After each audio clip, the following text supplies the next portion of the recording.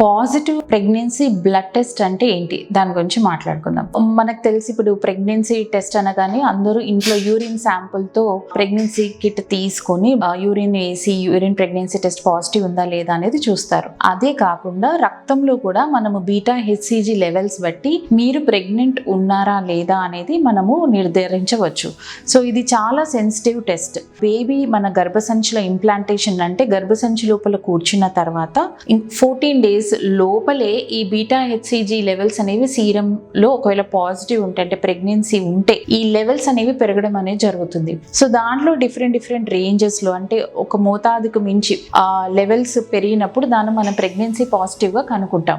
So pregnancy positive ఉందా లేదా అనే కాకుండా ఈ బీటా హెచ్సిజీ లెవెల్స్ అనేది 48 గంటల నుంచి 72 గంటలలో అంటే 2 to 3 days డబుల్ అవ్వడం అనేది జరుగుతుంది. హెల్దీ ప్రెగ్నెన్సీస్లో ఇది ఎక్కువ అవుతుంటుంది కాబట్టి అది హెల్దీ ప్రెగ్నెన్సీ అంటాము. ఒక్కొక్కసారి ఏంటంటే బీటా హెచ్సిజీ లెవెల్స్ అనేవి ఈ 48 to 72 hours తగ్గడం అనేది కూడా చూస్తుంటాము. సో అలా తగ్గినప్పుడు ఏదైనా ఇంకా ఇతరత ప్రాబ్లం ఉందా, ఎక్టోపిక్ ప్రెగ్నెన్సీస్ ఏమన్నా ఉన్నాయా, మిస్డ్ మిస్క్యారేజెస్ అంటాం, హార్ట్ బీట్ బేబీది ఏమన్నా ఆగిపోయిందా, సో ఇలాంటి వాటి కూడా నిర్ధారించడానికి ఈ రక్తంలో బీటా హెచ్సిజీ లెవెల్స్ అనేవి చాలా హెల్ప్ చేస్తాయి.